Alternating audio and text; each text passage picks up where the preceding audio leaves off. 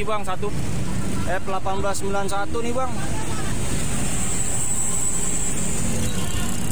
Tewas bang. Banyak bang. Tentara juga ada no bang. Survei dulu bang ke lokasi bang, cek. Tabrakan beruntun.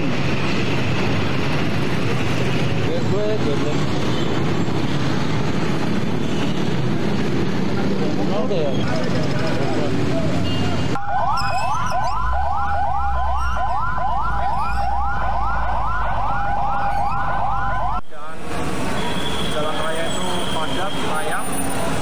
Posisi lampu merah juga, kebetulan truk Pertamina ini ngeblong karena remnya blong, jadi nabrak ke mobil Avanza dulu, habis Avanza langsung nabrak ke kendaraan bermotor yang lain, langsung kena bis marinir juga termasuknya sama angkutan juga, kebetulan angkutan itu sampai terpental melintang ke tengah jalan.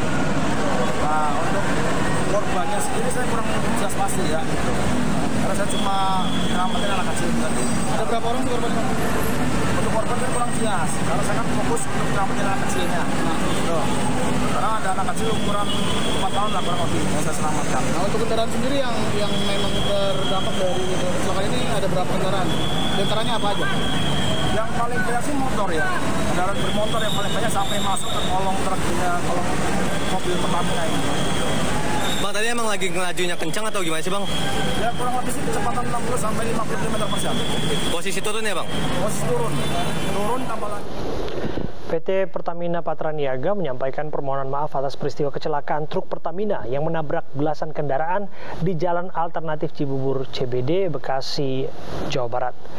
Selain menyampaikan permohonan maaf, Corporate Secretary PT Pertamina Patraniaga Irto Ginting menyampaikan pihaknya akan bertanggung jawab penuh terhadap para korban.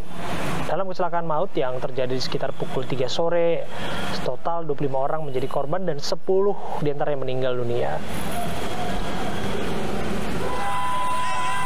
Pertamina Patraniaga akan bertanggung jawab atas peristiwa kecelakaan yang terjadi dan mengupayakan penanganan maksimal pada seluruh korban. Penyebab kecelakaan sedang diinvestigasi bekerjasama dengan aparat yang berwajib. Pertamina juga memastikan pasokan BBM untuk memenuhi kebutuhan masyarakat tidak mengalami kendala. Terdakwa pencabulan MSAT alias Beci menjalani sidang perdana dengan agenda pembacaan dakwaan di Pengadilan Negeri Surabaya.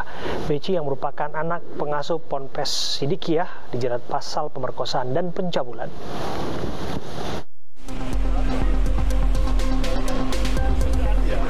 Sidang perdana perkara dugaan asusila dengan terdakwa MSAT, anak pengasuh pesantren Sidikiyah Jombang, digelar di ruang Cakra Pengadilan Negeri Surabaya, Jawa Timur. Sidang yang digelar secara tertutup mendapat pengamanan ketat dari aparat kepolisian Polrestabes Surabaya.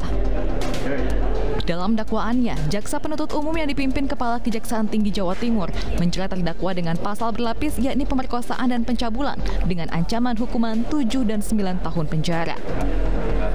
Ada alat bukti yang cukup sesuai dengan ketentuan dan situ bisa dibuktikan bahwa yang bersangkutan bersalah dan harus memperjauhkan pidananya. Yang keempat adalah pembuktian negatif bahwa di situ nanti akan terlihat bahwa minimal ada alat bukti yang cukup dan hakim harus punya keyakinan. Kuasa hukum terdakwa IGD Pasek Suwardika berencana mengajukan eksepsi. Kuasa hukum meminta terdakwa dihadirkan di sidang selanjutnya yang akan digelar pada Senin pekan depan. Jadi di dalam dakwaan hanya ada satu peristiwa, dua peristiwa satu orang yang didakwakan, tetapi perdebatan yang panjang tadi adalah dua hal. Artinya perdebatan pertama soal kenapa online tanpa pemberitahuan kepada kami. Kami berharap terdakwa, saksi semua dihadirkan. Tertutup. Kita aja berkerumun begini nggak apa-apa. Kenapa mencari keadilan tidak berani? Sebelum berlabuh di pengadilan, kasus pencabulan santriwati dengan tersangka Beki sempat terganjal karena Beki belum tertangkap. Beki bersembunyi di balik ayahnya yang merupakan pengasuh pondok pesantren Sidikiyah Jombang. Polisi pun melakukan negosiasi hingga mengerahkan ratusan personel BRIMOB untuk menangkap Beki. Hingga akhirnya 7 Juli lalu Beki menyerahkan diri ke polisi.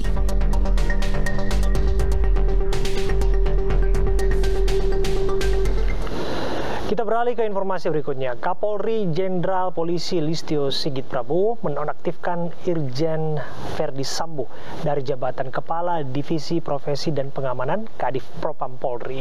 Irjen Verdi Sambo digantikan oleh Wakapolri Komjen Gatot Edi Pramono.